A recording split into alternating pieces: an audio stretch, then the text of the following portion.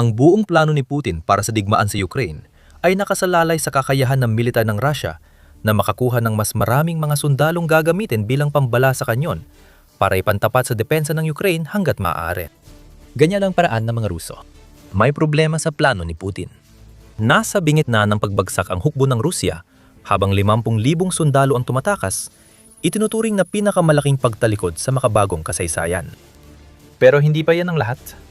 Mas gusto pa ng mga Ruso na makulong kaysa sumali sa digmaan. Sabay-sabay silang tumatakas para ipakita kay Putin na ayaw nila sa kanyang digmaan. Nakagugulat dami ng tumatakas na sundalong Ruso.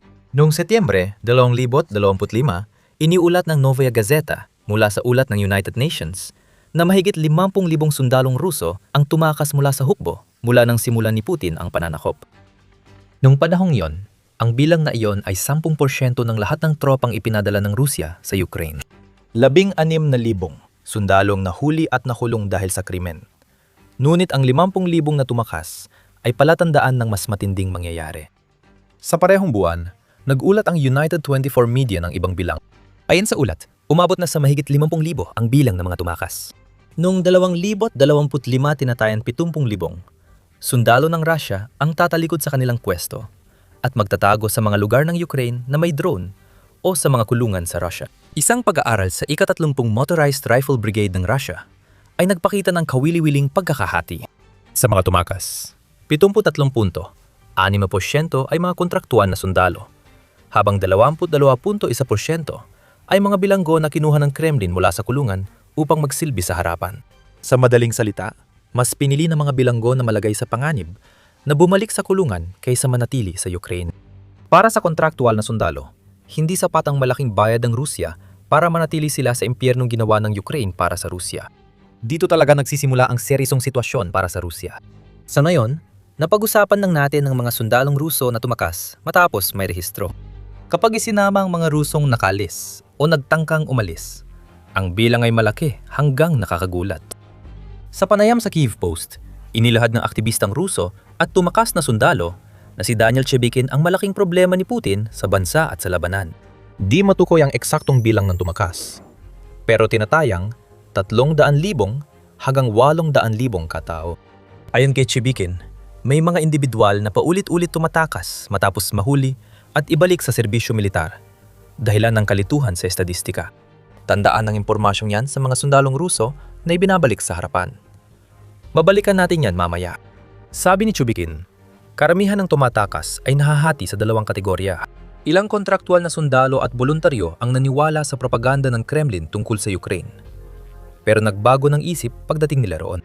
Ang iba naman ay mga conscript, mga batang sundalo na hindi naman talaga dapat mapunta sa Ukraine, pero ipinadala pa rin doon bilang bahagi ng isang lihim na sistema ng mobilisasyon na nilikha ng Russia. Hindi na kasing lakas ng dati ang insentibong pinansyal na ginagamit ng Russia sa pagre-recruit. Dahil sa ilang taon ng matinding inflasyon sa Russia, bumaba ng husto ang halaga ng malalaking signing bonus. Walang rason ang Russian na lumaban para kay Putin. Para makaiwas sa ayaw nilang labanan, marami na ang mas gustong makulong kaysa ipadala sa harapan. Ikinukumpara ni Chebikin ang kasalukuyang sitwasyon sa pagtalikod ng mga sundalo sa Russia noong unang digmaang pandaigdig. Para sa akin, maihahambing ito sa unang digmaang pandaigdig. Habang tumatagal ang labanan, dumadami ang mga sundalong Ruso na napagtantong namamatay sila para sa layuning hindi para sa kanila. Buong unit ang tumalikod. Kalaunan, nagsimulang bumagsak ang mismong estruktura ng militar. At ang pagbagsak ng militar ay nag-ambag sa mga revolusyonaryong pangyayari noong 1917 at 17 ayon kay Chebikin sa Kyiv Post. Pinagtitibay ng Marx Memorial Library ang pahayag na ito at binibigyang din ang mapaminsalang hulyong opensiba ng Russia noong unang digmaang pandaigdig. Malamang tinutukoy ng aklatan ang Brusilov Offensive na naganap Hunyo 4 hanggang Agosto 1916. Nawala ng Russia ng 500,000 hanggang 1,000,000 tao sa kamatayan, sugat o pagkabihag sa 3 buwan, kaya bumaba ang moral ng mga sundalo at marami ang tumangging pumunta sa harapan o tumakas sa unit. Parang nakakakilabot na pamilyar sa sitwasyon sa Ukraine na yon. Mas marami lang ang bilang ng isang opensiba ng unang digmaang pandaigdig, pero pareho pa rin ang iba. Sumasalakay ang Russia sa Ukraine. Nawawalan nito ng nakakagulat na dami ng mga sundalo.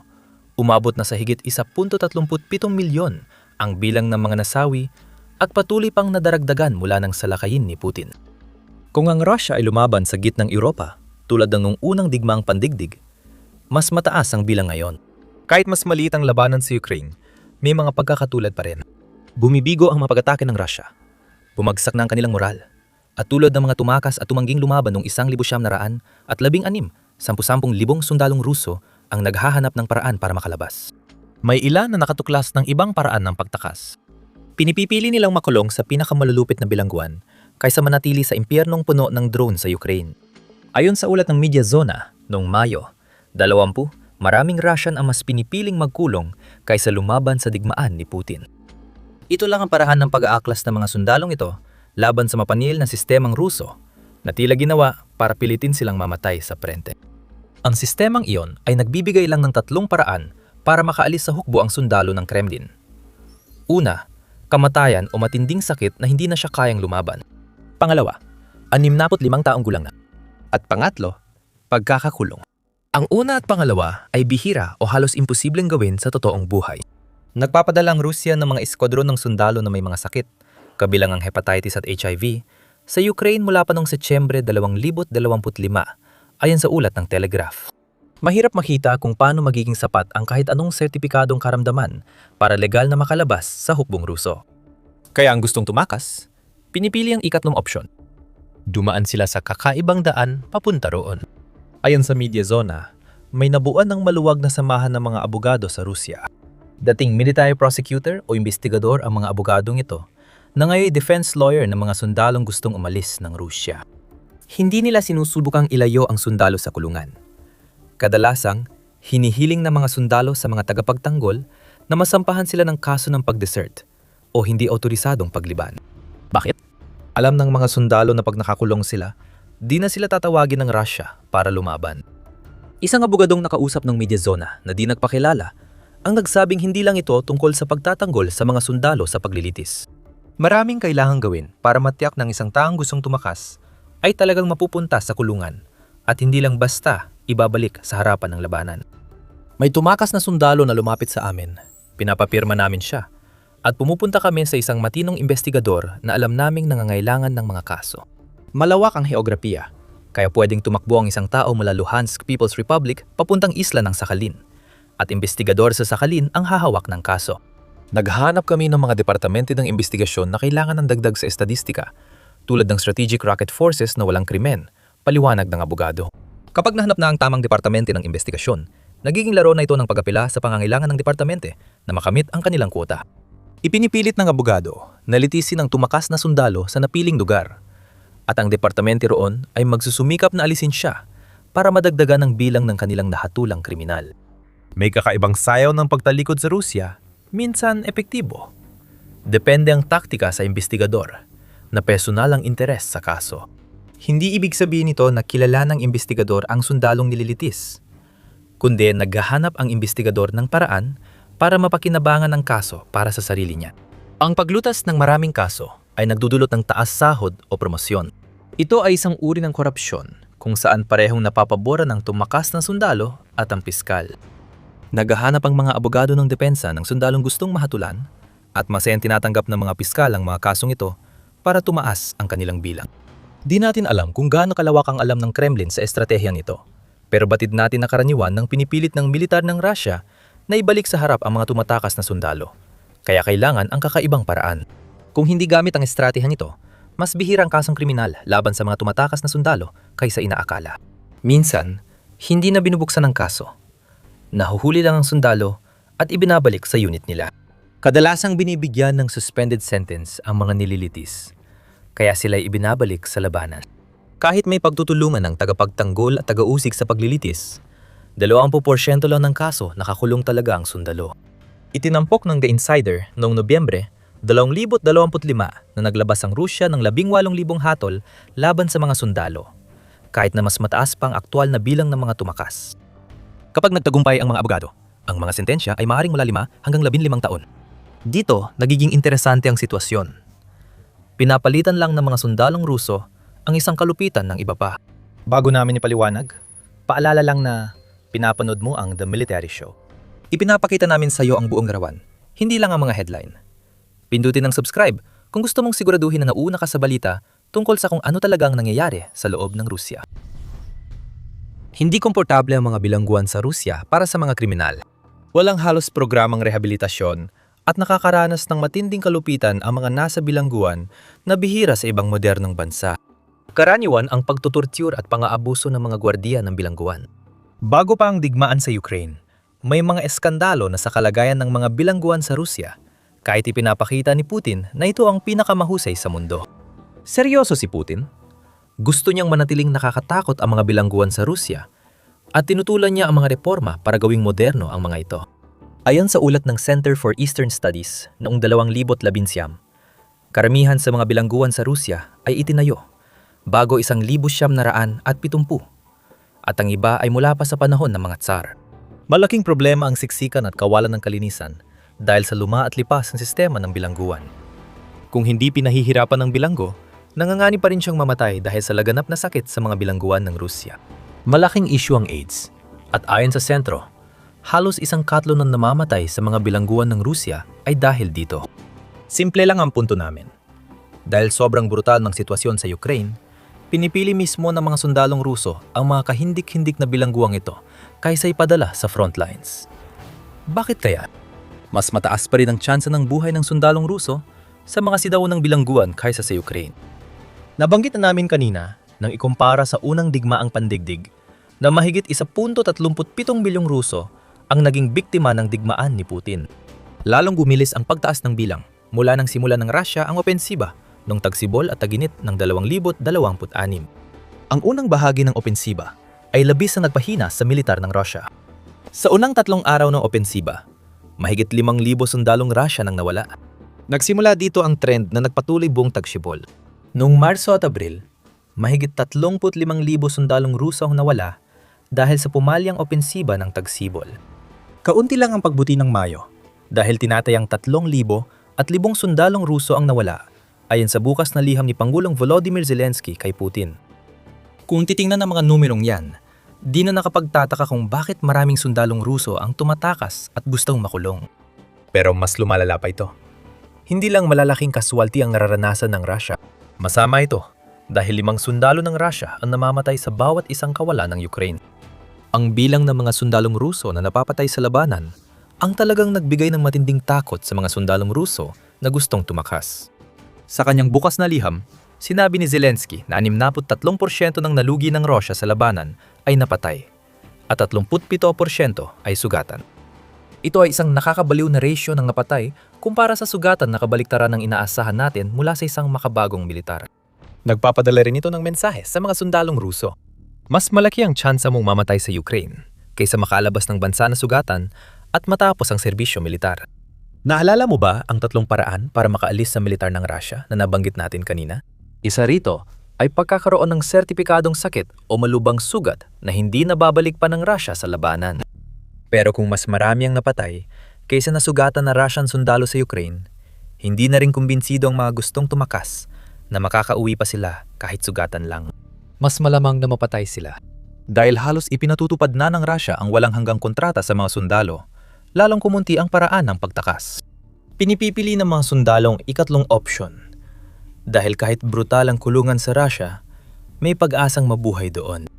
Maaring pahirapan ka at magkaroon ng sakit na hindi na magagamot, pero hindi ibig sabihin nun na patay ka na. Mas mabuting subukan ang kapalaran mo sa mga kulungan kaysa sa mga lugar ng patayan. Iyan ang konklusyon ng libu-libong sundalong Ruso na kinausap ang tiwaling tagapagtanggol at 10,000 na tumakas. Kaya may problema ang Rusya sa pagtalikod ng mga sundalo.